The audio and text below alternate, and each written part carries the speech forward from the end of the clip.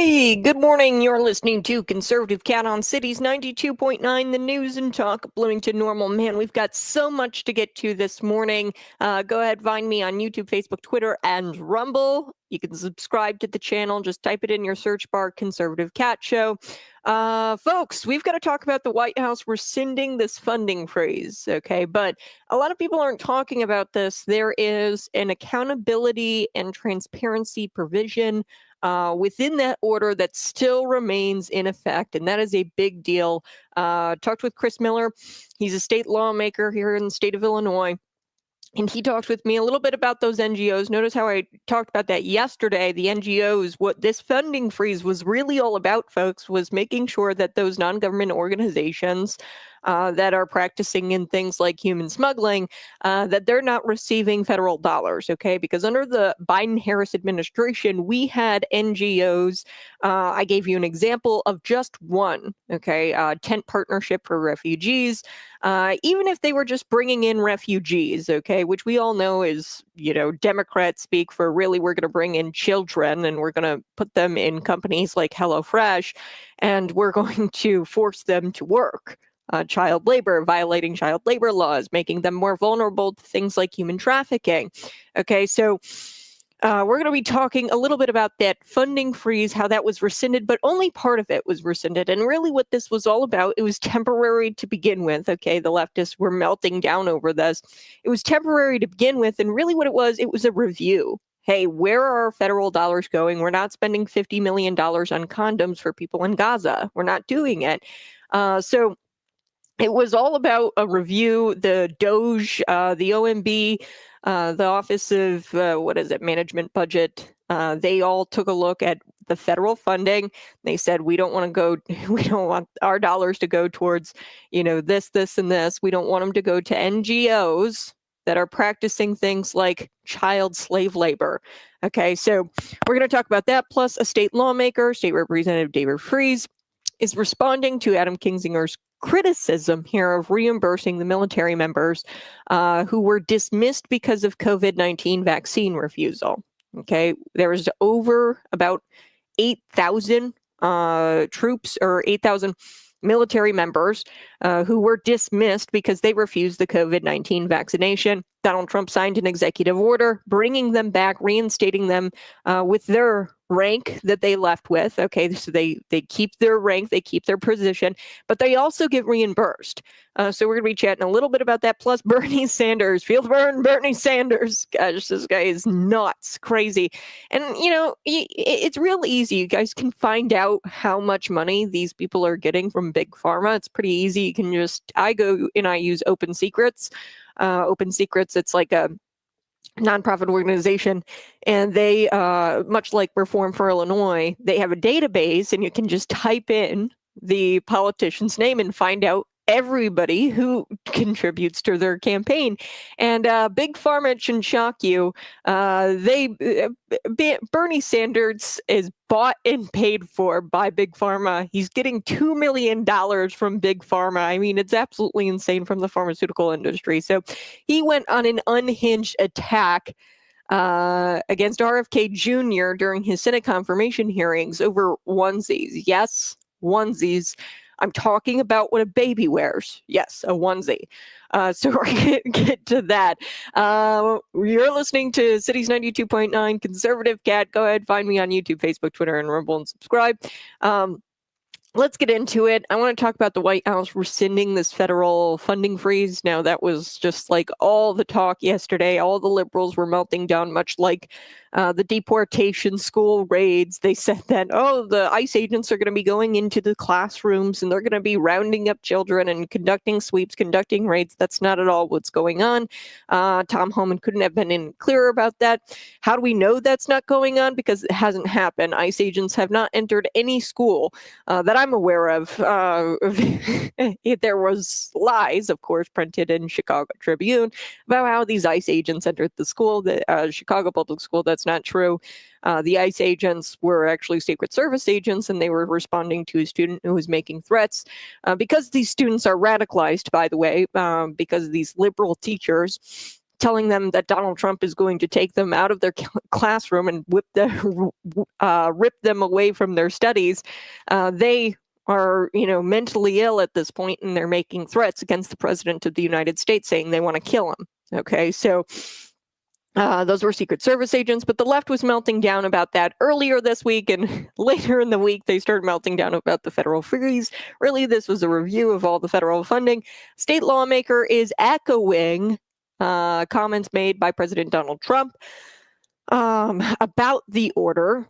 Trump said that the freeze, wasn't going to affect Social Security, Medicaid, SNAP benefits, any of these individual, if you were receiving individual assistance, you were not affected by this freeze at all. Now, there was talk about the Medicare portal being shut down. That was a separate issue. It wasn't because of the federal funding freeze, okay? It was a separate issue why the Medicare portal went down.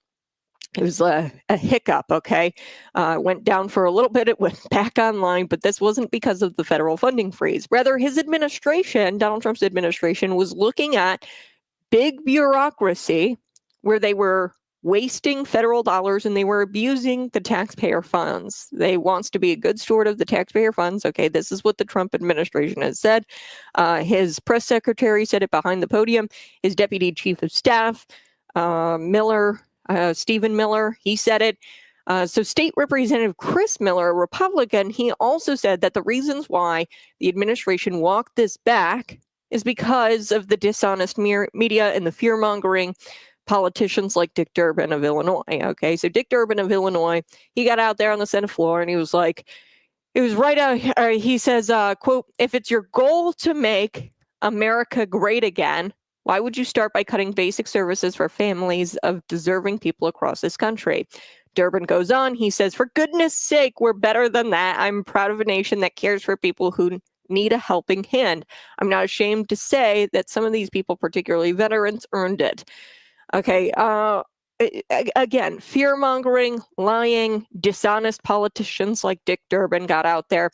And maybe that's one reason why they walked this federal funding freeze back. But really what I think it is just it was temporary to begin with. It only took them a day. The Trump administration works fast, okay? The Trump administration works fast. We see this with the mass deportations. Thousands of illegals are being deported a day, illegal criminal aliens right now. So on top of entering and being a criminal illegally into this country and entering through an illegal port of entry, they've also committed heinous crimes like rape, murder, sexual abuse of children, theft, all of these things on top of all of that, okay? So he works pretty fast. So all they did was pause it, figure out where these federal dollars were going and what NGOs they didn't want those federal dollars going because it doesn't align with Donald Trump's agenda. The people very loudly had said on November 5th, we want Donald Trump's agenda. Okay, make America great again. We don't want our federal dollars going to these NGOs who are practicing things like human smuggling, child trafficking, child slave labor, all of these things. We don't want our federal dollars going to these nonprofit organizations or these non-government organizations who claim that they're being, humanitarians and that they're providing aid to refugees. Really what they're doing, they're shipping these refugees into the country. It's all not by accident, folks. Okay, the immigrant crisis is not by accident. Your tax dollars have been paying for these immigrants to come here through these NGOs. And we said enough's enough. So that's what Donald Trump was doing with this federal freeze. It probably only took him about a day to kind of go through and figure out what monies was going where and stop it and put an end to it. Okay, so Chris Miller, the representative, he said, these fear-mongering politicians like Senator Dick Durbin, they got out there and maybe that was the reason why Trump walked it back a little bit. I don't know about all of that. It could be that they, worked faster to kind of perform this audit or this review on where all these federal dollars were going, and they worked faster because of the outrage that was coming from the left. This is what Chris Miller said. It was right out of the Democrat playbook with Durbin trying to fearmonger and cast a false narrative because this won't affect, and it didn't affect. Now they've rescinded this part where the federal freeze to these, other non-government organizations that weren't these bad non-government organizations, but they were going to affect these non-government organizations that maybe were good, but it was only temporary. It was always only temporary, and it was a day, folks. It was a day. I think you're going to survive if you don't have your grants for a day, okay? Whatever your non-government organization is. If it aligns with Trump's agenda, then you had nothing to worry about. But if you were a climate activist, climate extremist, if you were DEI, critical race theory, non-government organization, if you were a non-government organization teaching kids about critical race theory, if you were a non-government organization who were shipping migrants into the country and shoving them into factories and food plants, and their children, and they're, working, and not even children, you're talking about immigrants being paid like $5 an hour, and they're exploiting immigrants through this NGO. If you weren't one of those NGOs, you had nothing to worry about. Your funding was going to be restored, and it was very quickly. So Miller said, look, it wasn't going to affect your child programs, your school lunch programs, etc.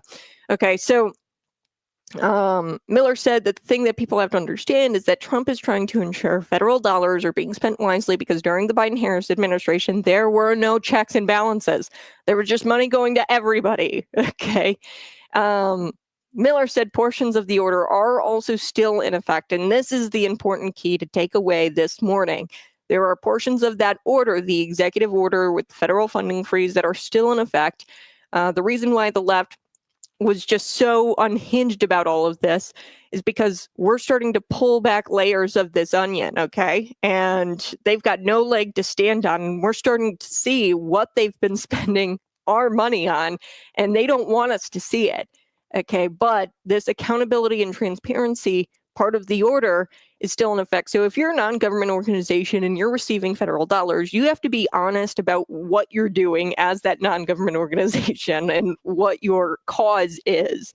Okay, you can't call it a refugee program when you're bringing people in who don't have asylum claims, who aren't actual refugees, and you're bringing people in illegal immigrants in, and you're putting them into the private sector to work for pennies. Okay, you can't claim that you're helping refugees, but really what you're doing, you're human smuggling and you are exploiting immigrant labor. Okay, so you have to be accountable. You have to be transparent. And they don't like that because they don't want us to see what they actually spend the money on and what they actually do in these non-government organizations, because nobody would like it. Nobody likes human smuggling, okay? And they don't want to be exposed. Miller says, they're not interested in transparency, accountability. It exposes the ridiculous programs that they've been funding through federal dollars, through these NGOs. And the House Deputy Chief of Staff, his name is Stephen Miller. This is Donald Trump's Chief of Staff for Policy. He explained during a news gaggle yesterday that it's important to understand that the freeze was a review process of discretionary spending that's not directed by Congress or required by law. So therefore, it doesn't affect Medicaid, Medicare, Social Security, or SNAP. Okay, these were just not required by law, not directed by Congress. This was just all of Joe Biden's doing, his administration. They were doling out dollars like it was candy, and they were just giving away big old checks to people who were human smugglers, quite literally. Okay, so this is what Stephen Miller told the press gaggle on Wednesday. He said, so this would be, for example, something like a contract with a non-government organization to teach, say, critical race theory, or a non-government organization that combats climate change, okay? Things that are not a part of the Trump agenda.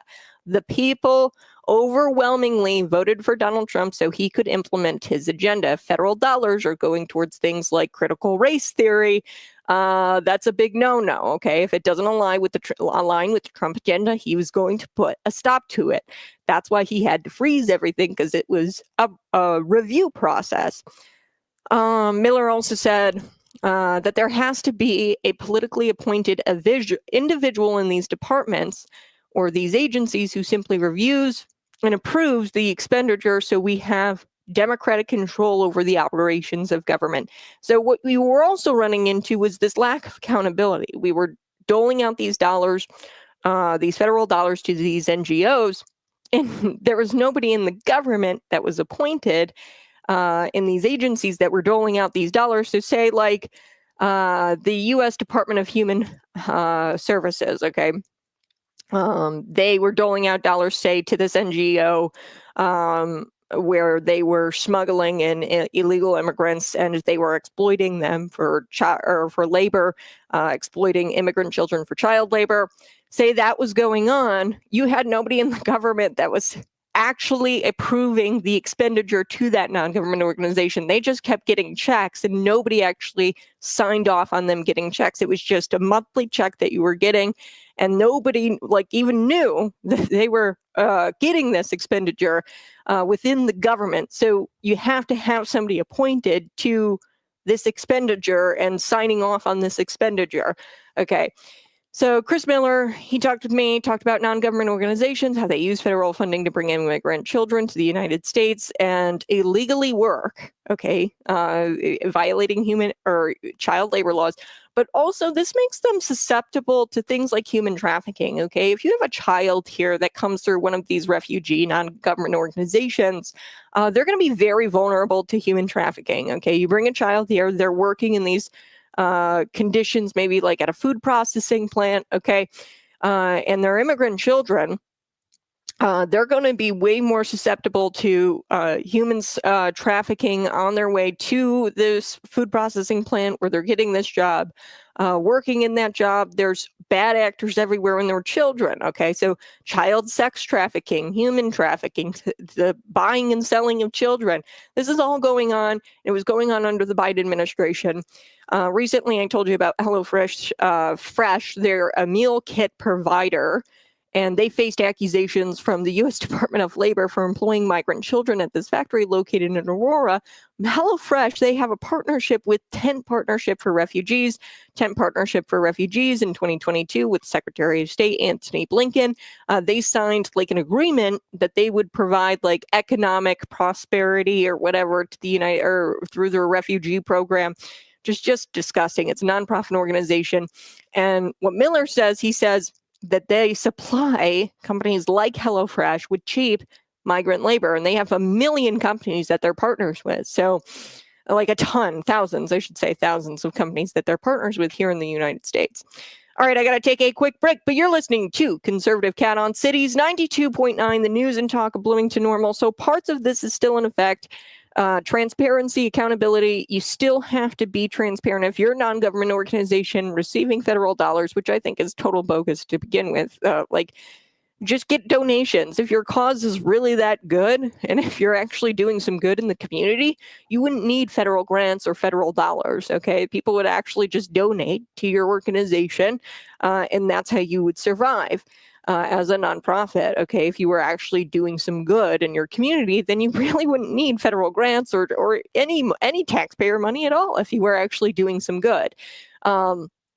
Unfortunately, we have a system in place where, these people get all kinds of money. We're going to be right back. You're listening to Conservative Cat on Cities 92.9.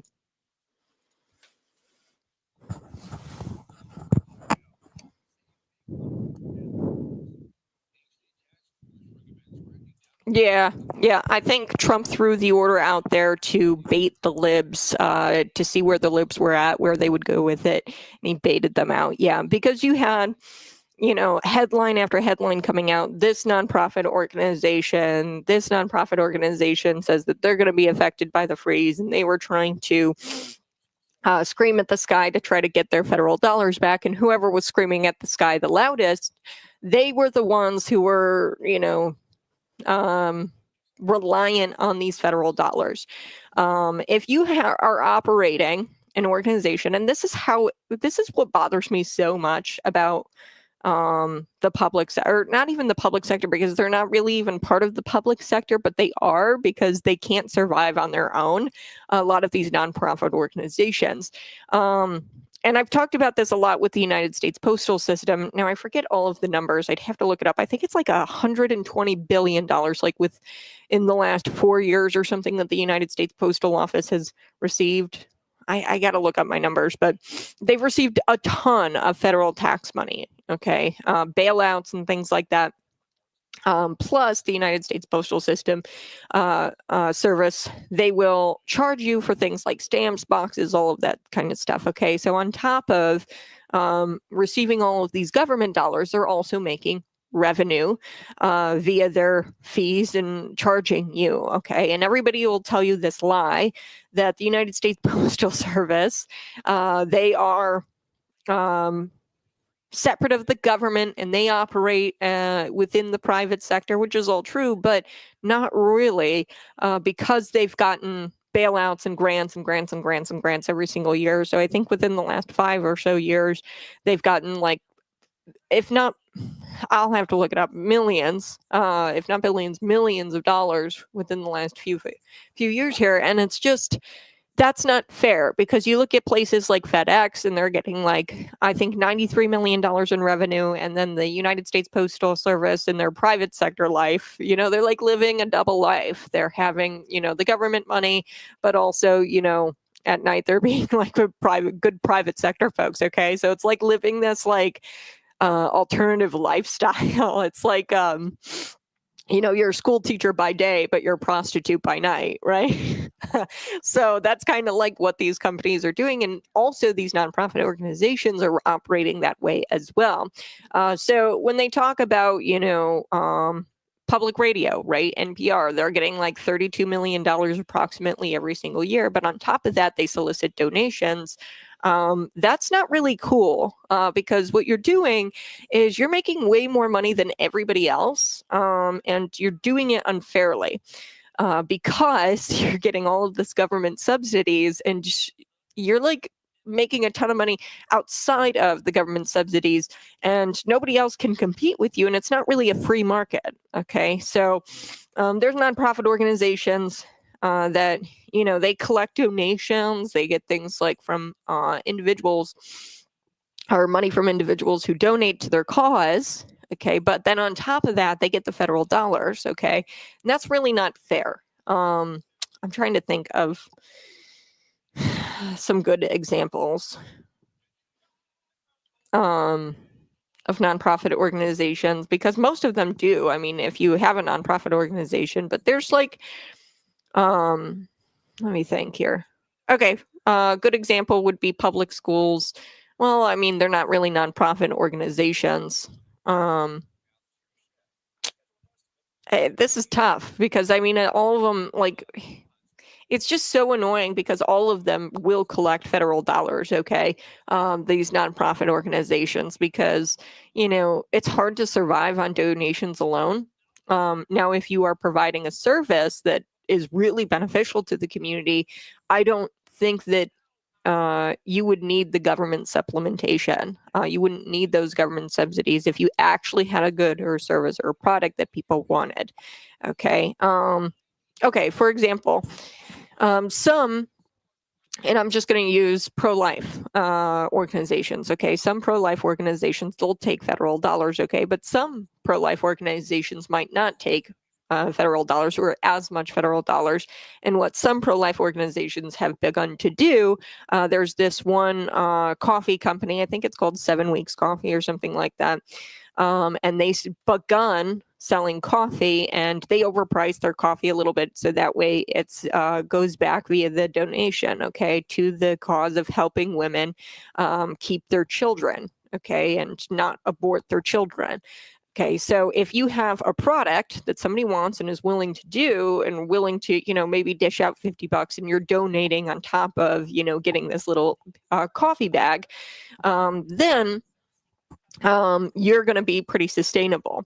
Now, if you're not actually helping women, and if I'm not seeing anything out of your organization, your likelihood that you're collecting all of these federal dollars goes up, because you can't sustain yourself on your own, because your product sucks, or your service sucks. Okay.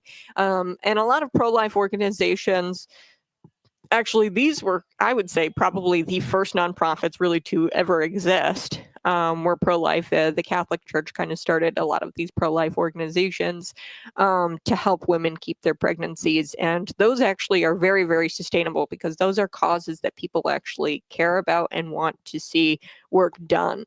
All right, I'm going to be right back. You're listening to Conservative Cat.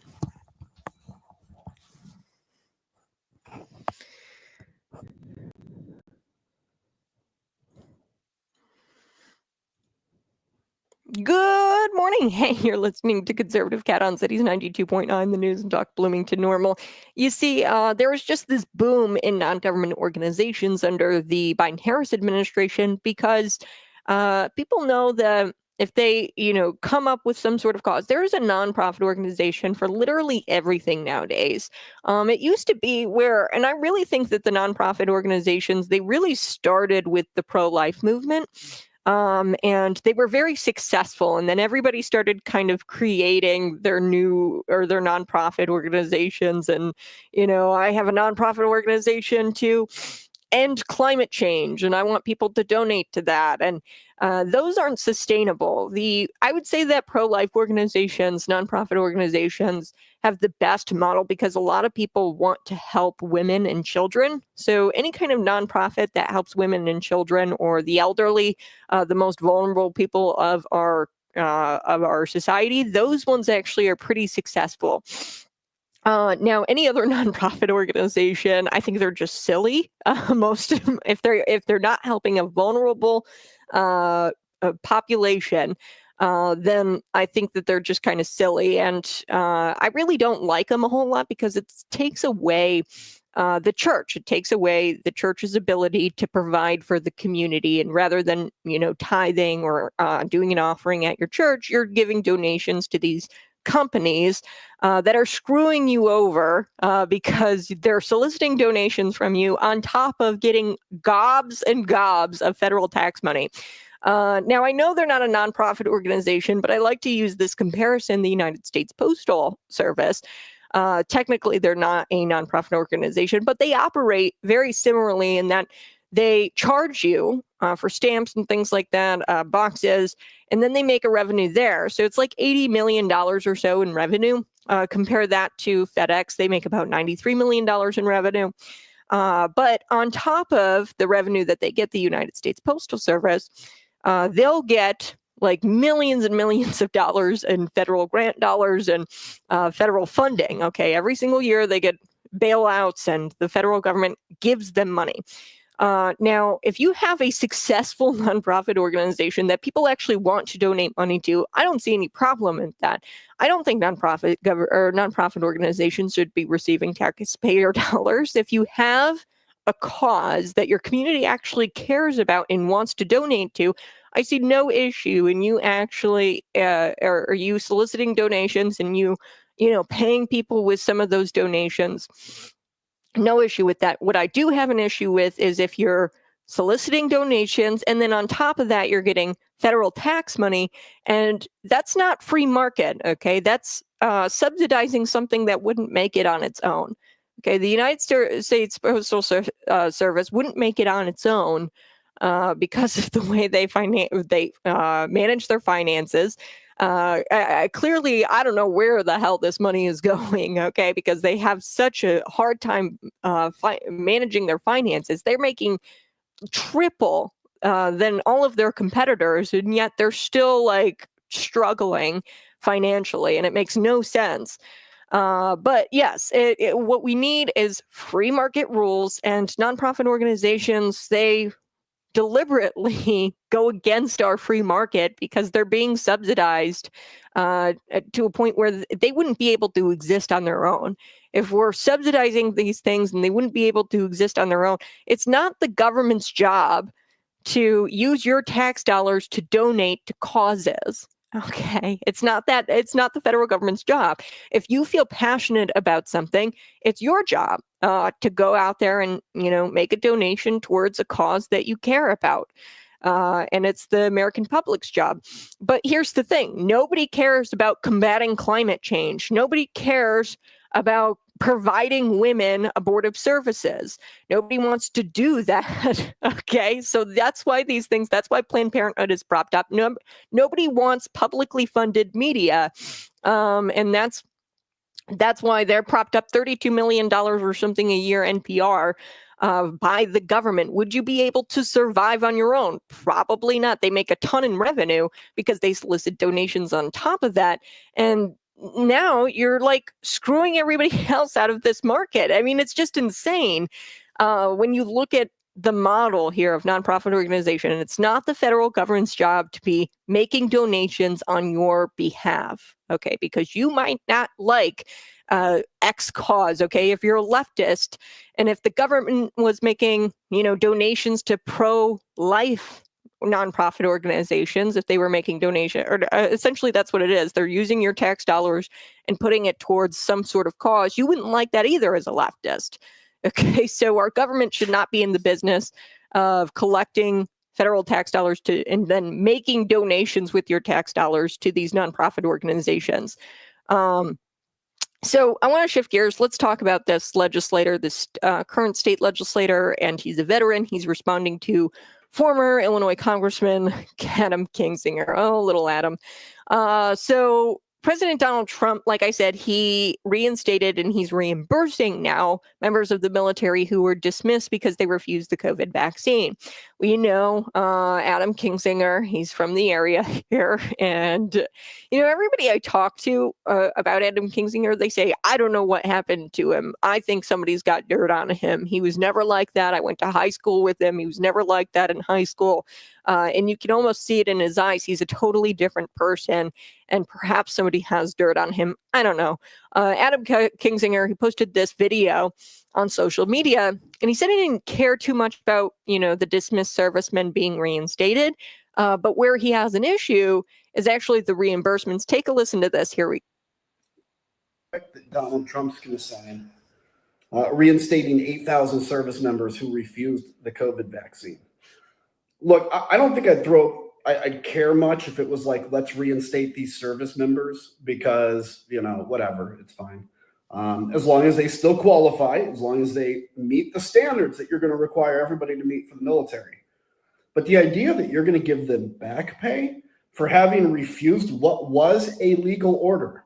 By the way, as members of the military, we get tons of vaccines every time we end up deploying or every time, every year, right? Because you made a decision to refuse a legal order, you're still going to get 4 years of back pay. What does this say? That could be $100,000, $200,000, $300,000. What does that say to military members that actually worked and deployed for these last 4 years, that took the vaccine, that now the people that refused didn't bother to deploy, didn't even bother to work, may have had a different job, probably had a different job during that time, is now going to be paid as if they were serving the whole time, plus whatever they were able to earn on the outside, plus maybe those years count towards retirement. Listen, if you're going to complain, Republicans complain about VA disability payments for people that were exposed to burn pits. Okay, number one, Republicans. I've never heard one Republican complain about VA disability payments to people who are burn victims or had maybe like a loss of hearing in the military. I've never heard one Republican complain about that. But for people that were exposed to hearing loss and other things from the military, if you're going to complain about that, which you've been doing, and not complain that you're paying people for 4 years of work they didn't do, I got nothing to tell you. So if you think this is going to be very popular among the military, hey, we're going to pay people for the last 4 years for work they didn't do, despite the fact that you did because you followed a legal order. It's not going to be popular among the military. It's going to be popular among the alt-right crowd online, but that's it. Okay. So State Representative David Freese, a veteran and a current state legislator, he agrees that servicemen should be reinstated and he also questioned the necessity of healthy servicemen having to get the COVID vaccine in the first place. Kinzinger said that military members who worked these past 4 years have been mistreated or are being treated unfairly because we're allowing some of these military members who were dismissed because they refused the COVID vaccine, which is a legal order. He's right. They created a legal order, I guess, to force these service members into getting these vaccines. Now, they force service members into getting all kinds of vaccines. COVID was just one of them. But this was really weird in that, at the time, you've got healthy people, like this was an experimental vaccine. It was brand new. And we all knew that COVID only went after, the obese, elderly, people with underlying health conditions. We all knew that it wasn't necessary for healthy people to go get a vaccine, even if the vaccine stopped the transmission of the virus. But it doesn't stop the transmission of the virus. Here's where the thing is, where I think there's an issue here. It's not really a vaccine. Okay, that's why people didn't want to take it, is because it's not really a vaccine. It didn't do anything to stop the transmission or stop you from getting COVID-19. Here's what David Free says. Sort of kind of pains me to say this a little bit, but I do agree with Adam in that I don't know if they should be getting back pay or be given back pay. I know that there were a lot of questions at the time as to whether or not they should receive the vaccine because it was new, and I think that you could make the argument that it's experimental, and those individuals in the military who refused, you're probably looking at people who are in the best shape of their life, and I question even why our government, so under the Biden administration, forced service members to get this thing. It wasn't even a vaccine, though. That's where this is, where I think Trump is reimbursing these people, because these were actual vaccines. Freeze confirmed service members do have to make sure that they get their shots. And that they are up to date before they are deployed. I think that's a stupid rule. I'd love to see that changed completely. Just because you're a member of the service, I don't think that you should be able, or like you should give up your body autonomy. You know what I mean? I don't know. I've never served in the military. I don't really know what it takes. If you're in the service, go ahead, text me 309-451-9299 your thoughts. I really don't like the idea of forcing service members to take vaccines or to take certain medications. That's a very slippery slope, because although they're serving our country, I don't think that forces you to give up your body autonomy, or forces you to not be an individual and have, a say over your own health. Now, there should be certain health requirements. Yes, you can't be fat. So body autonomy doesn't mean that oh, I have to, or I want to be fat, then we're not going to accept you if you're fat and if you want to be in the military, because you have to meet certain physical requirements. But forcing medications or vaccines down the throats of these service members, I don't think our government should be in the business of doing that. You should have some say over what you put into your body. Just because you go and you serve our country, I don't think that you should give up rights to your body. So if you want to be fat, you can be fat, but we're going to have physical requirements, and you have to be able to do these things in the military. But anyway, so you heard Adam Kinzinger. He said Republicans complain about VA disability payments, which is not true. If they, were exposed to burn pits, if they had hearing loss and other things from the military, that's just not true. I've never heard one single Republican complain about VA disability payments. Okay. But I do see a sentiment here where there's going to be some resentment, like these military members who complied with the forced vaccination. I could see where there might be some resentment from those military members who were forced to get the COVID vaccine, and that might cause some issues. What are the military members now going to think who were there the last 4 years, and then they get all reimbursed? And now there's going to be a little bit of resentment because they were working, they were deployed. I'd be pretty upset as well. So I think it might be mixed. You might have some military members say, yeah, that's the way it should have went. I kind of am regretting that I didn't, stand up and say no to the vaccine. So yeah, I'm going to take a quick break, but you're listening to Conservative Cat on Cities 92.9, the news and talk Bloomington Normal.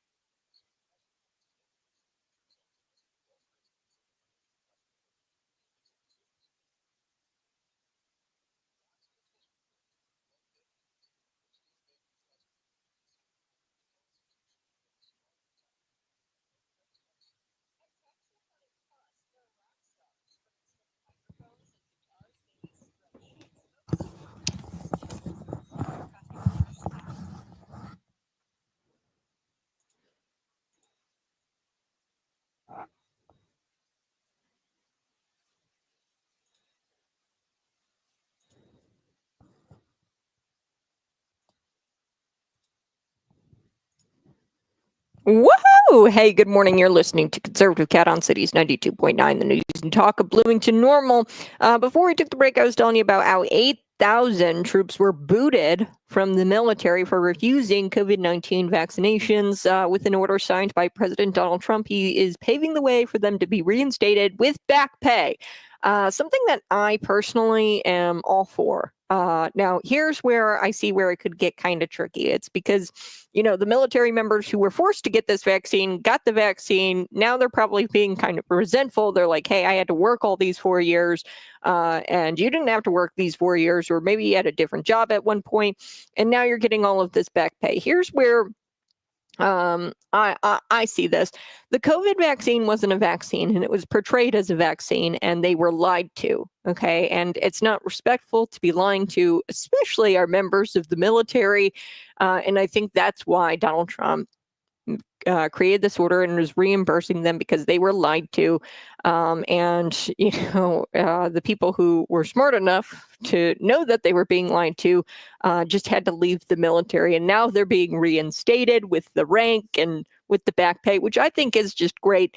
But you've got service members, Republican David Freese, and also Democrat, I'll call him a Democrat. I think he officially went to the Democrat Party, Adam Kinzinger. And David Freese, he says, pains me to say this, but I might agree with Adam a little bit in that I don't think that they should be getting reimbursed. It's going to cause a little bit of resentment amongst the military members who worked all of that time, got the vaccine.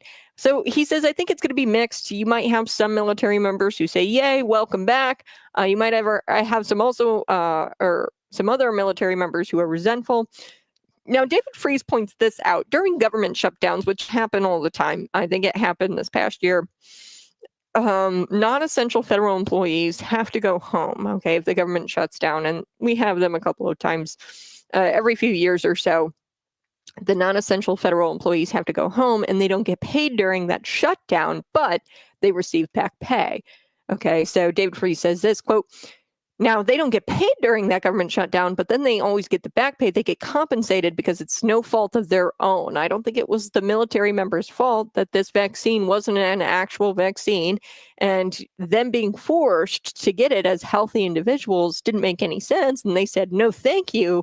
I don't think it was really their fault that they were lied to, the military members. So, it only makes sense that we give them back pay like we do our government employees, our non-essential government employees. When the government shuts down, they get back pay. So David Freese says this, so is that giving them back pay, those non-essential government employees, those federal employees have to go home who don't get paid during the government shutdown, is giving them back pay right? Probably not. There's not a bright line on this, folks, though. I think that I won't say that I agree with Adam Kinzinger, but the reimbursements, they would have never happened had not the Biden administration lied to these military men and women about the COVID vaccination, truly what it was. It didn't stop the prevention of COVID-19. It's not an actual vaccine. So, in this legal order where they say you have to get your vaccines, it's not really a vaccine. So they didn't do anything wrong. So they should be reinstated, definitely. And then back pay, I think that they should be getting back pay because I think that it wasn't their fault that they were lied to. But I see where it's like, yeah, you're going to cause some resentment now in the military, and actions have consequences. And that's one consequence that isn't a great thing because the Biden administration's actions and that he forced people to get this experimental new vaccine. And I hate even calling that it's a shot. I'll be right back. You're listening to Conservative Cat.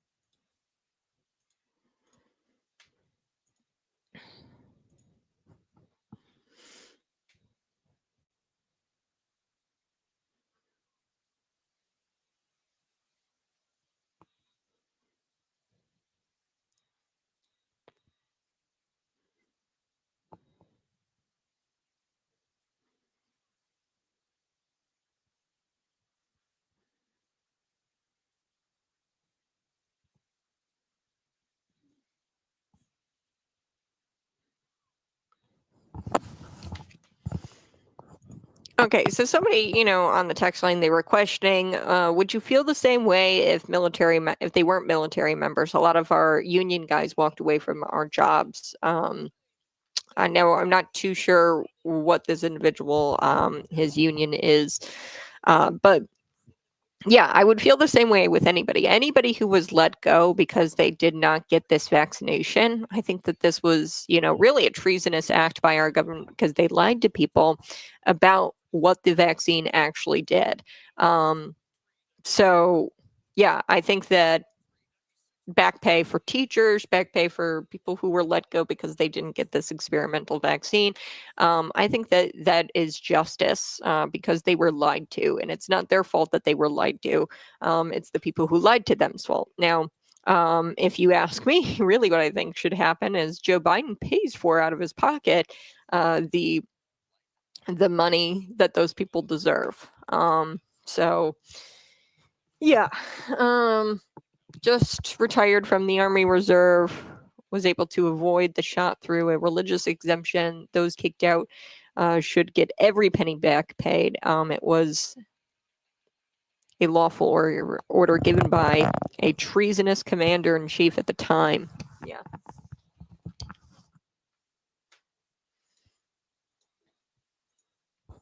Hey, good morning. You're listening to Conservative Cat on Cities 92.9, the news and talk Bloomington Normal. I personally, there's some people, David Freeze, Adam Kinzinger, who believe that, maybe reimbursing these military members wasn't the best idea in that you're going to create some resentment amongst the military. I've got some comments here on the text line 309-451-9299. Just retired from the Army Reserve. Was able to avoid the shot through a religious exemption. Those kicked out should get every single penny back. It was a lawful order given by a treasonous commander in chief at the time when the military was shorthanded anyway. Lives and military families were destroyed. Yeah. Yep. I would say, I definitely think the back pay, there's terrible consequences. You're going to create a resentful military. Some of those military members are going to be a little resentful, but you're just going to have to get over it because this was a treasonous command, and it was lying to members of the military about the vaccine. So I'm going to be right back. You're listening to Conservative Cat on Cities 92.9, the news and talk Bloomington Normal. We're going to be back at the top of the hour talking a little bit about Bernie Sanders, questioning RFK Jr. about baby onesies. Yes, the onesies that baby wear. Yes. So what do you guys think? We're going to get through a couple of these other comments. Yes, the real scenario here universally is to charge and prosecute and jail those who were forced into this scenario.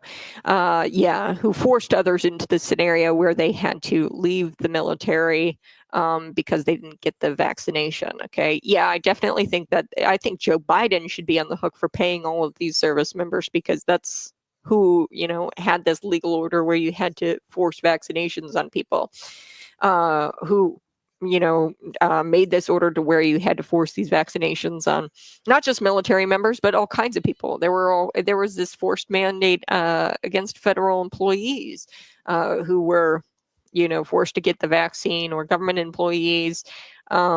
Hospitals around, they forced their nurses to get these vaccines. So I think anybody who was forced into getting this experimental shot, yes, definitely deserves some sort of retribution, some sort of back pay, and even if you were forced to get the shot, I'd like to see Donald Trump come out and, you're going to have to probably pay for people's vaccine injuries. If these are healthy people, you're starting to see vaccine injuries from the COVID vaccine, myocarditis, really weird things like blood clots going on. So you're probably going to have to wind up paying. And with RFK Jr., through the Senate confirmations, the companies are going to be on the hook for that. So, your Moderna, Pfizer, they're going to have to start paying the military members who obtain vaccine injuries from being forced. They're going to have to pay for those. I also think that the people who had forced them should pay because they were forcing them to do that. And ultimately, it caused a vaccine injury or an injury to that individual. Smash that like button, share this out with your friends. We're going to be right back.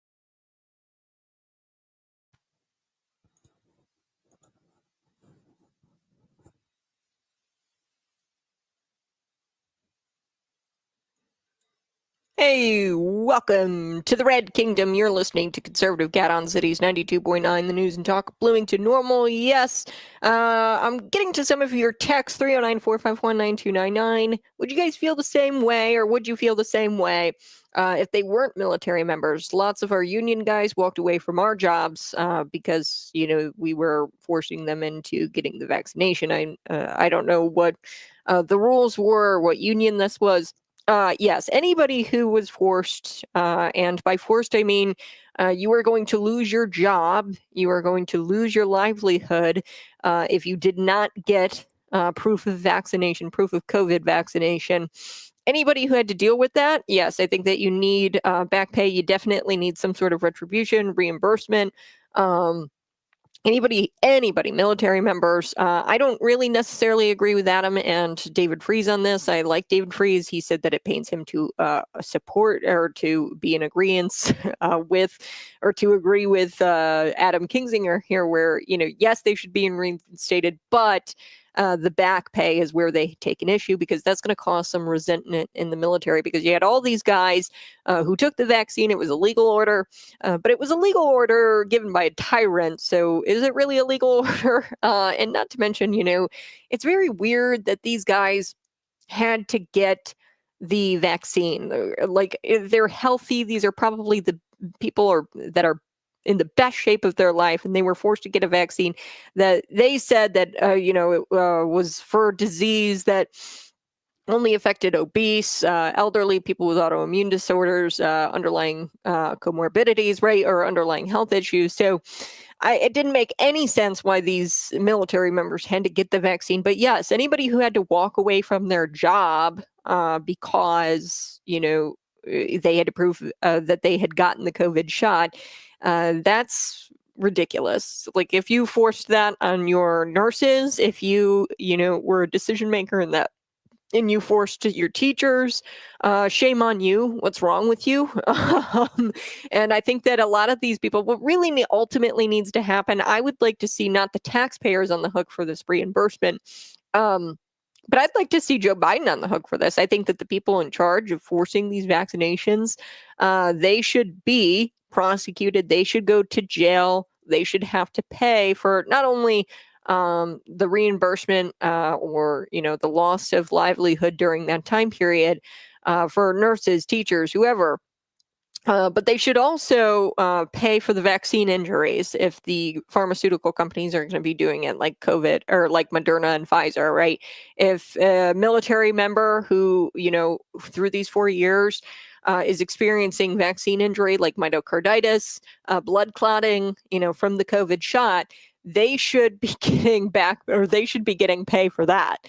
And I'd like to see, even if you don't have injuries, you were forced to get a vaccine, and that is, detrimental to your, mental health. It was probably a very tough decision. If you didn't want to get the vaccine, but you felt like you were trapped because you were going to lose your livelihood, you were going to lose your rank and your position in the military, and you were going to get fired, dismissed from the military.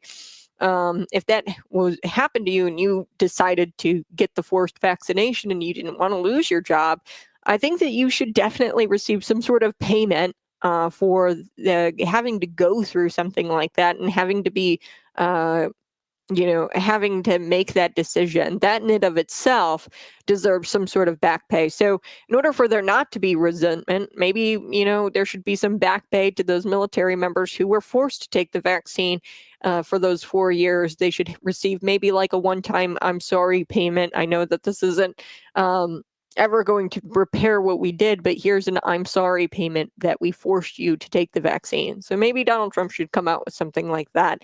So that way there's no resentment, because that's where I see where there could be a problem. Some military members might feel resentment towards those that got the back pay and were reimbursed, and they didn't work in the military all those years, but hey, I was serving and I was deployed, and I, wasn't with my family or anything. You got to be with your family and you get all this back pay. On top of, this job that you had while you were, But yeah, it's not a bright line. It's a tough situation. Poor actions have consequences, and the actions of Joe Biden, really, I think Joe Biden should be on the hook for all of it. The Biden family should be on the hook for all of it, and they should pay these members out of their pockets for what they did, their tyrannical orders. Let's get to Bernie Sanders. You guys are really gonna like this. This is hilarious. Bernie makes me laugh so hard. I have a love-hate relationship with Bernie Sanders because I feel bad for him because he was definitely the election was stolen from Bernie Sanders, Hillary Clinton, the super delegates, all of that, and I feel bad for him because but here's what Bernie Sanders, I think that Bernie Sanders, he appears stupid, but I think that he's really smart in that I've talked about this for a long time. I think this establishment Democrat Party, your Barack Obamas, the Michael Madigan type, where they're like, okay, if you help me out, if you scratch my back, I'll scratch your back kind of mentality politician. Nancy Pelosi does this.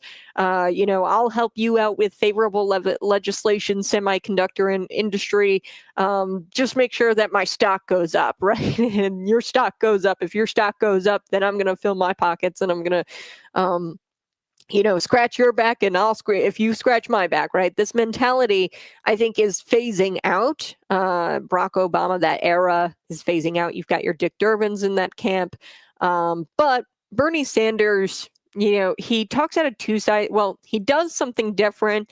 And then he says a different thing, because I think he sees the writing on the wall here that the globalist, socialist, communist faction of the Democrat Party is now this new era.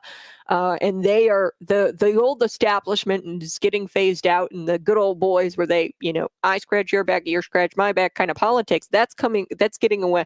Leaving, but coming in are your globalists, your Governor J.B. Pritzkers, the climate change radicals like Governor Gavin Newsom, which is just the same as globalist communism because it's all China, right? The windmills, the solar panels, all of that is China.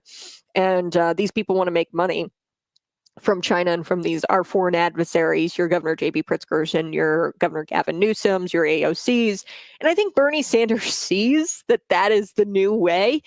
So he talks a big game to those individuals, and he tries to act like he's a socialist globalist because he knows that that's popular amongst the Democrat party nowadays. And he knows that is the populist movement within the Democrat Party, is to be a communist globalist. And that's why he talks about that. But that's Bernie Sanders talking. What he does is much different. He received nearly $2 million from Big Pharma. So this is I scratch your back, you scratch my back. Okay, so I'm going to create favorable legislation for Big Pharma. I'm not going to hold you accountable in any kind of way as long as you donate nearly $2 million to my campaign. Okay, so he's doing the good old boy thing that I like to say. That's the good old boy thing where you scratch the back of the unions, right? Then I'll scratch your back and I'll give you all of these government contracts. That's something really big here in the state of Illinois that we deal with all the time. And that's why we're the most corrupt, or considered the most corrupt state in all of the nation. Because we've got these good old boy politics, and it's just so deep within the state government here. But there's this faction, communist globalist, inside the Democrat Party. And here's Bernie Sanders. Like I said, he's receiving $2 billion from Big Pharma. He decided to spend his time questioning RFK on his opinion regarding onesies. Yes, onesies, because I guess this is the top priority amid a chronic disease crisis and a childhood obesity problem. You got Bernie Sanders waving his hands, talking about baby onesies. Here we go. Pro-vaccine, you want to ask questions. You have started a group called the Children's Health Defense. You're the originator. Right now, as I understand it, on their website, they are selling what's called onesies. These are little things, clothing for babies. One of them is titled Unvaxxed, Unafraid. Next one, and they're sold for $26 a piece, by the way. Next one is No Vax, No Problem. Now, you're coming before this committee and you say you're pro-vaccine. Just want to ask some questions. And yet your organization is making money selling a child's product to parents for $26, which casts fundamental doubt on the usefulness of vaccines. Can you tell us now that you will, now that you are pro-vaccine, that you're going to have your organization take these products off the market? Senator, I have no power over that organization. I'm not part of it. I resigned from the board. That was just a few months ago. You founded that. You certainly have power. You can make that call. Are you supportive of this? I've had nothing to do with Are you leadership. supportive of these onesies? I'm supportive of vaccines. Are you supportive of this clothing, which is militantly anti-vaccine? I am supportive of vaccines. Oh my God. I want good science and I want to protect. But you will vaccines. not tell the organization you founded not to continue selling that product. Thank you, Mr. Chairman. Senator Blackburn. Oh, Lord. Sanders, you live in a clown world, man. You are failing to grasp the seriousness of MAHA, Make America Healthy Again, okay? That is what RFK Jr. wants.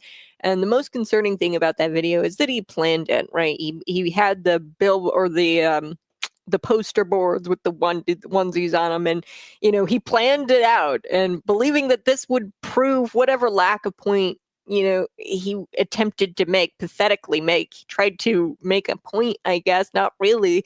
I'm sure he's pro those onesies. It's America. Anybody can create a onesie. He didn't create the onesie. He wasn't even a part of the organization that created this onesie. Who said, I'm anti-vax or whatever. I don't know what it said on the onesie. RFK wasn't the designer of this onesie. I'm pro whatever America wants to put on a t-shirt. They can put whatever they want on a t-shirt, right? That's why RFK didn't really play into Sanders here and say, oh no, I don't like these onesies. He didn't come out and say that because look, folks, Americans can do whatever they want. They can put whatever they want on a t-shirt. That's not really the role here of the I think it's the HHS secretary, Human Health Services secretary. That's what he's going for, RFK Jr. Sanders, he went on this rant also about healthcare being a human right. And you and I have talked about this many, many times. Healthcare is not a human right. Education is not a human right. And the easiest way to figure this out, if it's a human right or not, the easiest way to figure this out is to look in our Constitution, the Bill of Rights. Those are the rights you're entitled. Also, freedom of speech, Second Amendment, right? All of this. It doesn't require somebody else's services, okay? It doesn't require anybody's services to defend yourself, okay? That's you and your individual. It doesn't require anybody else's services to speak your mind freely, okay? So that's where I'm at with this, is healthcare isn't a human right. Education isn't a human right. If you need somebody to provide you healthcare, if you need somebody to provide you education, those aren't human rights. Okay, Sanders decided to go on his usual rant here of healthcare being a human right. And as usual, he presents himself as this clueless wannabe socialist. And like I said, he's a wannabe socialist. He's not even a real socialist. I don't think he's really part of this Democrat popular movement where it's communism, globalism, socialism, which is very, very dangerous. Within the Democrat Party, there's also those good old boys where they scratch your back, I scratch my back. I take money from you. I give you money. Or I craft legislation that ultimately makes you more money. That's one faction of the Democrat Party that he's actually a part of, okay, Bernie Sanders. But he tries to be this socialist wannabe because he sees how popular it is. So let's take a listen here to his rant about healthcare being a human right. Here we go. Senator, I can't give you a yes or no answer to that question. Healthcare a human right? Is healthcare a human right? In the way that free speech is a human right, Yeah. I would say it's different because with free speech doesn't cost anybody anything, but in healthcare, if you smoke cigarettes for 20 years and you get cancer, you are now taking from the pool. Well, and so are you guaranteed the same right? And if Or is there also a look, duty? I'm sorry. I'd love to talk for an hour with you. We got a few minutes left here. All right. Every other country on earth says healthcare, whether you're poor or rich, young or old, is a human right. I'm not hearing you say that. All right. You've talked about the drug companies, and maybe we. So, of course, he has nothing really to respond to that. RFK answered beautifully there that it costs somebody, services. If you are unhealthy and you need health care, chances are, if you're that unhealthy, then you need the help of somebody else to take care of you. Okay. Which means that that's not a human right because it takes somebody else's time and services to provide you that health care. Now, of course, you have the right to life. Okay. You have the right to take care of yourself and you have the right over your own health. Okay. So you have your body autonomy, I guess, is the best way to describe that. It's a deranged ideology that they blindly follow, that healthcare is a human right, education is a human right, all of these things that take the services of somebody else. Okay. You can't learn unless you learn from somebody else. Okay. You can't learn something new unless you learn it from somebody else, whether that be in a book or, a teacher of some kind. If it costs somebody services and they know more than you, and then they have to teach you and they have to provide you their knowledge, then that's not a right that you are entitled to, okay, as a human. There are rights laid out, endowed by a creator, right? All men and women are created, all men are created equal. Right, liberty, or this was in the Declaration of Independence. They recognize life, liberty, pursuit of happiness, your right to free speech, your, Second Amendment rights, your right to defend yourself, all of that. That is all laid out in the Constitution. If you're curious about what your rights are, read a little bit from the Declaration of Independence. It'll give you an idea, and the Constitution. But this guy doesn't like America. He is a wannabe socialist. Okay, I wouldn't even say that he's, a true socialist communist. Now, I do think Governor J.B. Pritzker is a socialist communist. So is Governor Gavin Newsom, and some of these younger people within the party. You've got your AOCs. I think that they're actual socialist communists. This guy, he just is a wannabe, Bernie Sanders. So there is a problem with declaring human health or healthcare as a human right. It's not a right, it's a good or a service. Okay. And the reason he says that he's not, because he's stupid and he believes that you can declare a good or right, a good or service a right. Okay. So the reason he says that it is a right, so Bernie Sanders says that it is a human right and that it's because he's stupid and he thinks that goods and services are rights. The efforts of somebody else is your right. And it's just an entitled ideology, an entitlement issue. And another one, food is a right. I hear this all the time from, and this is this socialist mentality. And that's why I think Governor J.B. Pritzker is a socialist communist. He talks about this all of the time. Food is a human right. Food accessibility. He calls them food deserts. Everybody has a right to access for food. It's just like, you can't declare French fries a right, JB. Okay. Bernie Sanders, I'm sorry, you can't declare French fries a human right. Okay. Food is something that you have to work for and somebody else has to provide you, whether that's an animal. Okay. So you can provide food for yourself. But somebody else has to give you that, right? Whether that's the tree, the animal, right? That somebody else has to give you that. It's a good, okay. So it's not a right. I think in the Bible it talks about, and I'll have to look up the verse. It talks about how a man who doesn't work shall not eat. I'll have to look up the Bible verse, but there's a verse in there that talks about, how the government, individually, we need to fight for our food. We need to, fight for our health care and for our life, for our education. Knowledge is power. Having body autonomy and keeping yourself healthy all of these are great things, but that's on you. It's not on the government. So that said, it's time to make America healthy again, and I don't think Sanders is going to do much to put a stop to any of that with his ranting and with his screaming at RFK Jr. about baby onesies. Okay, I don't think that he made much of a dent here. 309-451-9299. You can go ahead, text me. I'll be right back with more news next.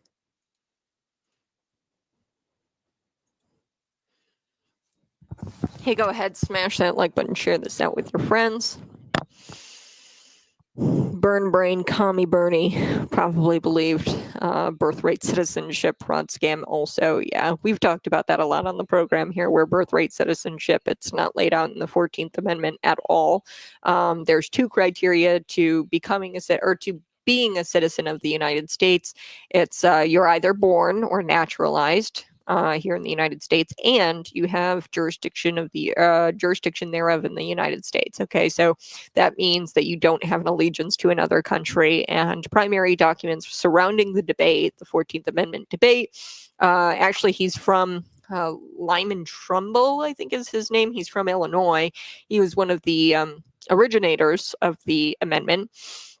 And the amendment was crafted because the southern states thought that they had power to say whether the freed black slaves were citizens or not, by the way, which is also very important because with these sanctuary states and cities, they think that they have dominion over what is citizenship, which isn't true. And what's defined as citizenship? Actually, no, the federal government precedes and supersedes your state level counterpart. So there's just been a gross misinterpretation of the 14th Amendment that came after Barack Obama, because Barack Obama and the whole DACA program, which was unconstitutional.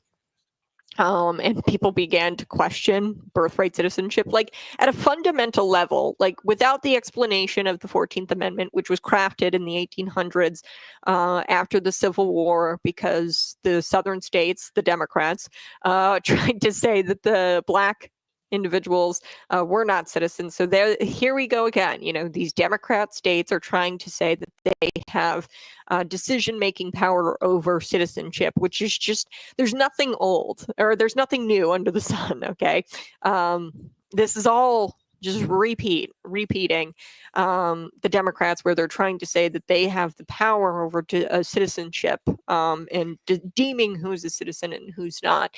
The states don't have that power. The federal citizenship precedes and supersedes the state level. So yeah, birthright citizenship, it got really like confusing after the DACA program, because Barack Obama, being the smart jackass that he is, he, made it to where people began to question birthright citizenship because, DACA says that you can have a baby here and your entire family gets to stay. And it's an anchor baby. It quite literally legalized anchor babies. And at a fundamental common sense core level, does it make sense that you can come to the country, have a baby, and then obtain citizenship for your whole family? Because ICE agents are not going to be deporting mom and dad when they have, a 5-year-old kid who is a citizenship. So what do you do in that situation? You can't deport them with mom and dad, because technically under the leftist logic, this is a citizen and they aren't, and like separating kids, okay, from their families. Which really, if you want my take on it, Democrats love policies, and I don't know what that is, that destroy and make more vulnerable our already vulnerable populations, women, children, and the elderly. Okay, they make policies that destroy and make them more vulnerable, those communities. For example, we were talking earlier about the NGOs. Democrats, Joe Biden, via these contracts, he made government contracts, his administration, with these non-government organizations that are pro sending children over here to work in the private sector, like say in food processing plants, or exploiting children, immigrant children, for their labor. Okay, so they're pro that. Which makes kids very vulnerable. If you're carting children over here through the guise of a nonprofit organization, through this guise of, oh, we're actually helping the children, but actually it's making them more vulnerable to things like human trafficking, sex trafficking, all of that. It's kind of interesting. They're pro that. They're also pro the DACA program, which is pro separating kids at its core from their from their parents. Okay, the DACA recipients and their parents are here illegally, but they're here legally. I think it's all kind of by design. They want to come after your children. They want to take away your children. They're also pro in school, not telling mommy and daddy that you have feelings of transgenderism or feel like you're a boy or feel like you're a girl, and you aren't obligated to inform the parent that this child is having those feelings. It's all crafted to separate the child away from the parent. And it's quite disturbing, honestly. I think it's like a leftist thing where they just go and they do that. It's gross. I don't know why they want the kids so damn badly.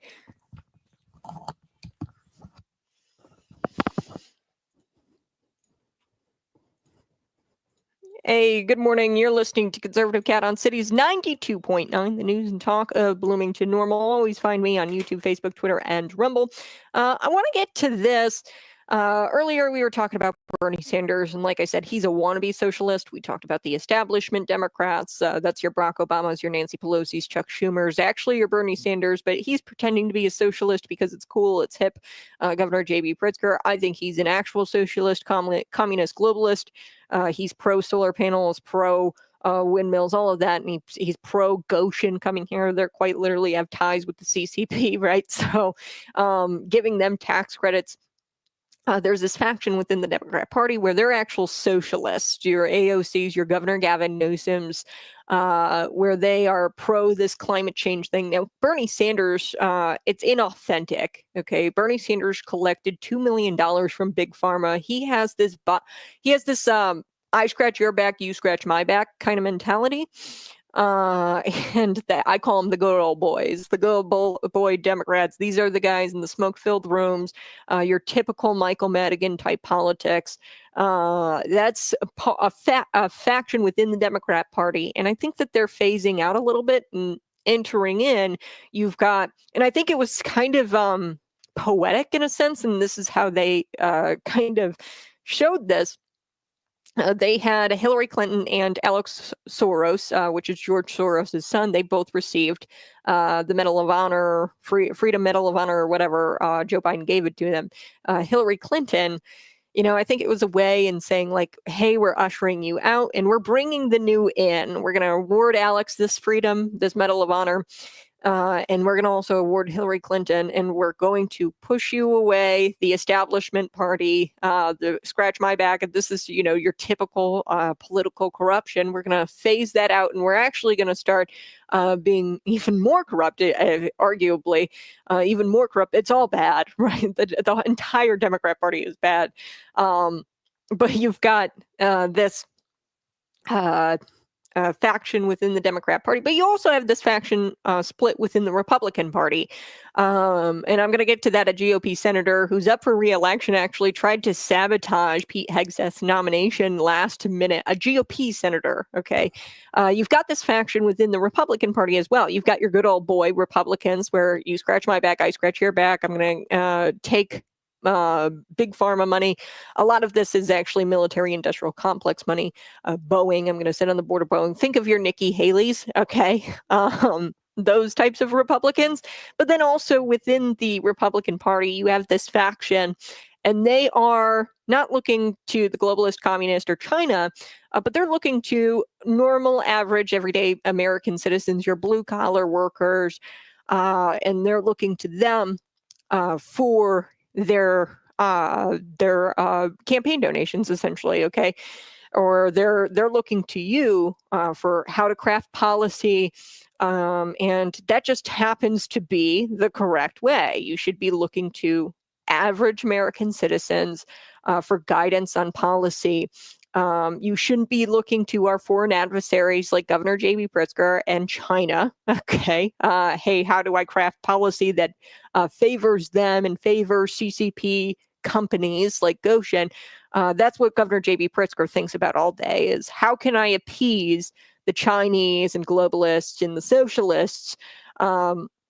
Rather, in this faction within the Republican Party, the correct way of government, you've got them looking to, and even if it is, you want to say that it's selfish, they're looking for, donations within there. There's nothing wrong with wanting to get donations and run a good campaign.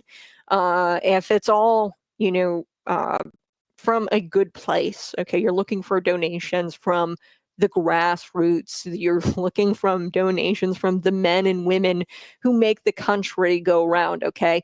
So when it came time to vote for Pete Hegseth's confirmation, 3 GOP senators were expected to vote no. That's okay because J.D. Vance would have been the tie-breaking vote, and Pete Hegseth, it would have been just fine. He was going to get confirmed anyway. However, a Republican North Carolina senator, his name is Tom Tillis, he was rumored to vote no at the last minute. So that would have been 4, which means that there wouldn't have been a tie-breaking vote. It wouldn't have gone for a tie-breaking vote. He would have just not been confirmed. Pete Hegseth had Tom Tillis voted no, okay? Follow me? Okay, so he was rumored to vote no at the last minute. This was odd, considering President Donald Trump was just in North Carolina that same day, where they were taking this vote to confirm Pete Hegseth, and he was pledging to North Carolinians, that he was going to help them out after Hurricane Helene and the catastrophic storms that hit that area. He was pledging to help them out, whereas, Trump's Democrat predecessor left them behind and didn't help them. So the good news is that Tillis did vote yes. So there was no need that Pete Hegseth was confirmed. It would have been problematic had Tillis voted no. The bad news is he tried to sabotage the nomination at the last minute in order for him to vote no. Okay, so there had to be more Republicans voting no for him to vote no. Okay, because he's up for re-election in 2026. Keep that in the back of your mind. And if you recall, Hegseth was voted out of committee, and a new hit piece after Hegseth was voted out of committee. They voted to take it to the floor, right? The Senate floor. And the hit piece was released shortly after he was out of committee. And they voted to, take it to the floor. And it was released, this hit piece. It was something about his brother's ex-wife claiming things about Hegseth. And his ex-wife actually said that none of those things were true. Pete Hegseth, his ex-wife, said none of those things were true. But it was an ex-wife. His brother's ex-wife was making claims about Hegseth and his ex-wife, but his ex-wife, Hegseth's ex-wife, actually came out and refuted the comments made by his brother's ex-wife. Very complicated, but it reeked of your, usual Democrat dirty tricks. Like, oh, here it is. They're trying to, last minute get Hegseth out of here or not get the votes. Okay. And this looked like a Democrat tactic. It was like their typical Democrat dirty tricks.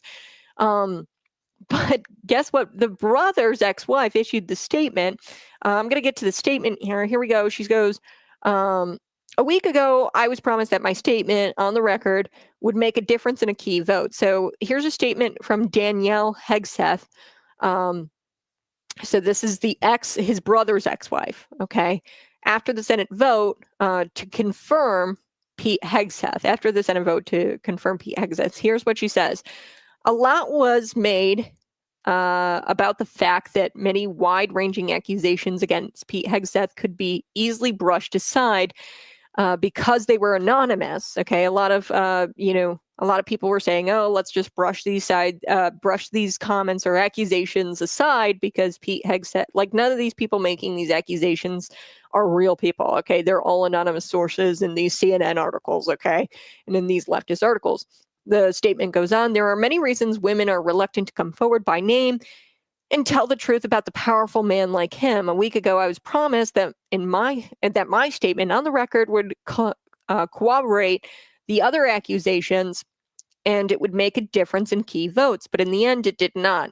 What happened today will make women who have experienced abuse and mistreatment even less forthcoming because they know men involved in the decisions leading to Hegseth's confirmation have actively perpetuated the mechanisms, including gag orders and fear of retaliation that keep women silent, blah, blah, blah, blah.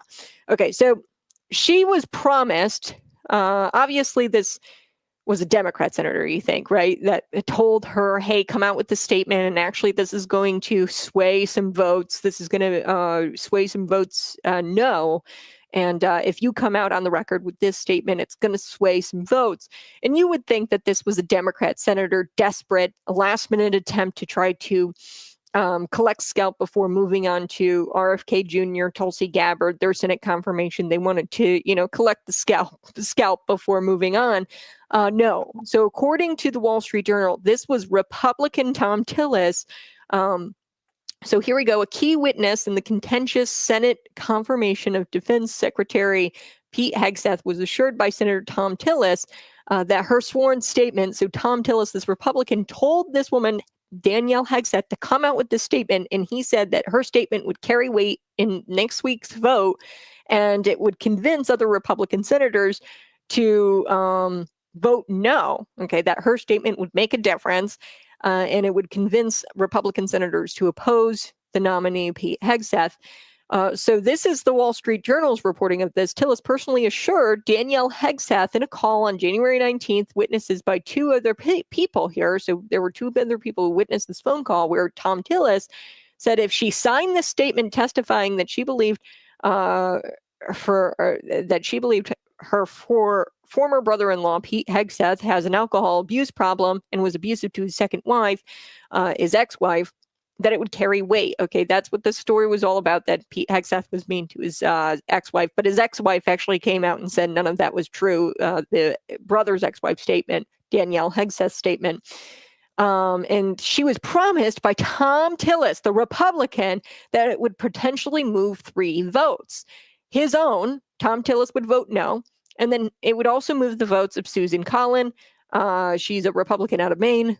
Lisa Murkowski, she's a Republican out of Alaska, and it would move his.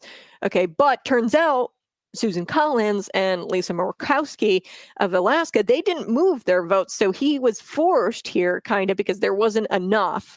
Because keep in mind, he's running for election in 2026, re-election in 2026.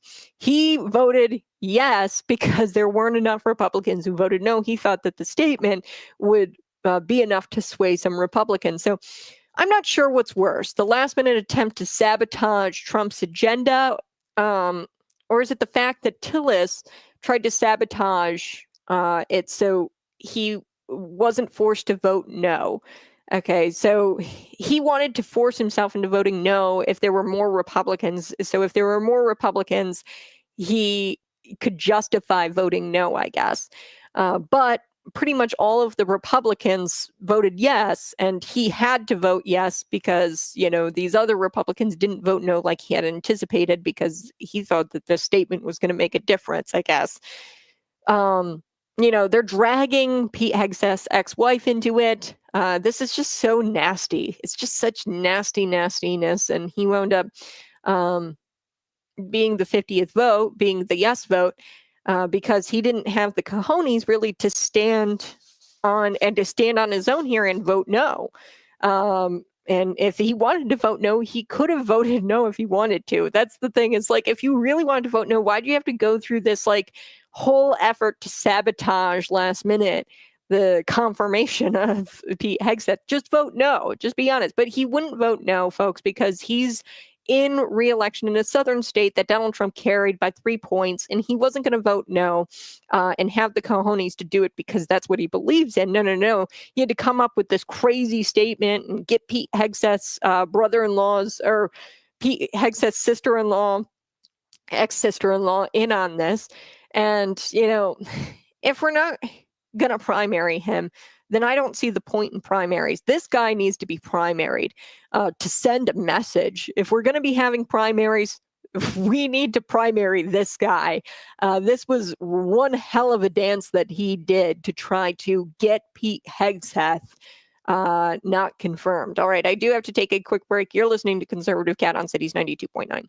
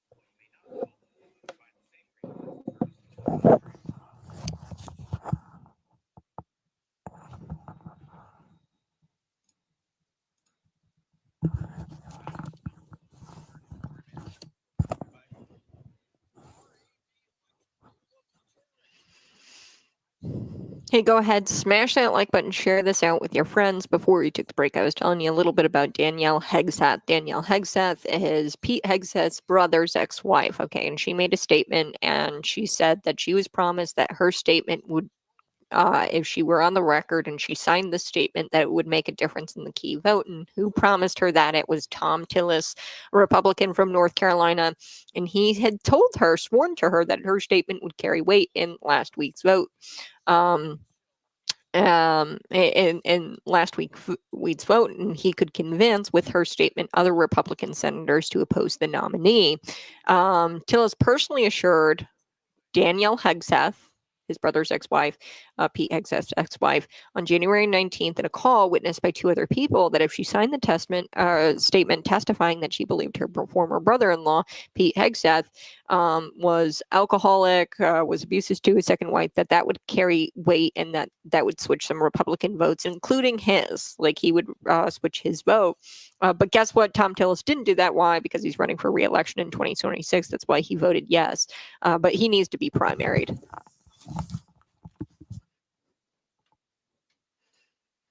Hey, good morning. You're listening to Conservative Cat on Cities 92.9, the news and talk Bloomington Normal. I so do appreciate you tuning in each and every single morning. Now, Valentine's Day, it's just around the corner, guys, and you guys want to make sure that you are not being last minute with the ladies. Okay, guys, you got to get a gift that she's going to love, and we have it for you. Just head to cities99.com.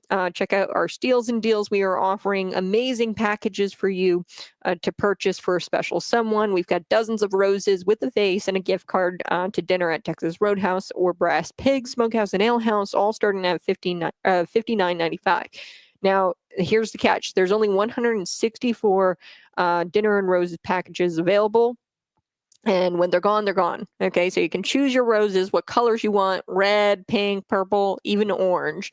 Okay, so you got to do this. It's cities99.com. Check out the deal now. Don't wait last minute, guys. Okay, you got to give her a gift that she's going to love. Give her the perfect gift, which is some roses and a gift card. Check it out, cities99.com. Now, let's talk about Elizabeth Warren. Elizabeth Warren had a temper tantrum, okay? It was like a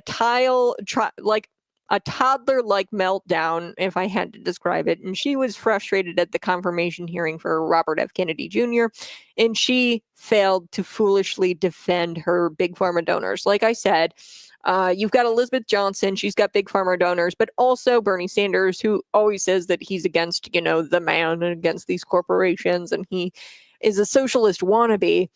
He actually, of course, had $2 million from big pharmaceutical industry. So he was, screaming and having a childlike tantrum as well. Here's Senator Elizabeth Warren having a toddler-like tantrum during the Senate confirmation hearings of RFK. You financially down the line. I'll comply with all the ethical guidelines. That's not the question. You have said You're asking me, Senator, you're asking me not to sue vaccine pharmaceutical companies. Yeah, you are. That's exactly what you're doing. Look, no one should be fooled here. As Secretary of HHS, Robert Kennedy will have the power to undercut vaccines and vaccine manufacturing across our country. And for all of his talk about follow the science and his promise that he won't interfere with those of us who want to vaccinate his kids, the bottom line is the same. Kennedy can kill off access to vaccines and make millions of dollars while he does it. Kids might die, but Robert Kennedy can keep cashing in. Senator, I support vaccines. I support the childhood schedule. Okay, so firstly, disgusting that they're pretending. Anybody with an IQ over 70, okay, they all know that this is a big slap in the face. How can you pretend children are going to die if RFK Jr. is installed? It's a huge slap in the face to Americans. They want to make America healthy again, and that's what RFK Jr. is going to do. Secondly, there is a huge conflict of interest for her, not RFK Jr. Okay, she's accepted large donations from the pharmaceutical industry, from big pharma. In other words, she's scared of losing donors, and that's why she, this is a selfish rant. This is her going on a selfish rant. I want to show you this. This is just open secrets data here. It says right here, she's getting over $2 million, 2.3. We talked about Bernie Sanders earlier. He got like nearly 2 million from health professionals, okay, from the pharmaceutical industry. That is how much Elizabeth Warren is getting. Okay, so let's take a listen to this rant here. Here we go. Let's do a quick count here of how, as Secretary of HHS, if you get confirmed, you could influence every one of those lawsuits. Well, let me start the list. You could publish your anti-vaccine conspiracies, but this time on U.S. government letterhead, something a jury might be impressed by. You could appoint I people don't to the understand that. CDC vaccine panel who share your anti-vax views and let them do your dirty work. You could tell the CDC vaccine panel to remove a particular vaccine from the vaccine schedule. You could remove vaccines from special compensation programs, which would open up manufacturers to mass torts. You could make more injuries eligible for compensation, even if there is no causal evidence. You could change vaccine court processes to make it easier to bring junk lawsuits. You could turn over FDA data to your friends at the law firm, and they could use it however it benefited them. You could change vaccine labeling. You could change vaccine information rules. You could change which claims are compensated in the vaccine injury compensation program. There's a lot of ways that you can influence those future lawsuits and pending lawsuits while you are Secretary of HHS. And I'm asking you to commit right now that you will not take a financial stake in every one of those lawsuits, so that what you do as Secretary will also benefit you financially down the line. I'll comply with all the ethical guidelines. That's not the question. You have said You're asking me, Senator, you're asking me not to sue vaccine pharmaceutical companies. Yeah, you are. That's exactly what. That's exactly what she was doing, asking him not to sue these pharmaceutical companies that give out these vaccines and aren't willing to also pay compensation for those who are injured by those vaccines. So the worst thing about this is that the left pretends to hate corporations, but lets Big Pharma, which arguably is probably the most evil corporation of them all, get away with some of the worst crimes. Okay, so while they pretend that this has everything to do with saving lives, it couldn't be further from the truth. Additionally, RFK Jr. has said countless times that he supports giving parents the consent. Like, parents are the ones who consent to having their children vaccinated. He's not anti-vax. He just thinks parents should be more involved, and then that if they deny the vaccine, they shouldn't be that should be possible for parents to deny vaccination for their children. It should be all up to the parents. So if the parent does not want their kid vaccinated, then they don't have to go through vaccinations that they don't want to give their children. So it's unclear why these senators are having a cow, because that's his position, that the parent should be in charge of whether or not they vaccinate their children. And I don't know why they're having a cow, but they fail to make their point. There is no real. I don't understand even really what their cause is. Really, I think what they're trying to. 72 senators out of 302 members of the House of Representatives. Okay. And 302 members of the House of Representatives. So 72 senators, 302 members of the House of Representatives. They all cash a check from the pharmaceutical industry and have cashed a check ahead of the 2020 election. They were cashing checks ahead of the 2020 election, representing more than 2/3 of Congress. This is huge, folks. All right, I gotta go. You guys have a blessed rest of your day. Elizabeth Warren, she just wants Big Pharma to continue giving her checks. So that's what that was all about, her screaming toddler-like meltdown.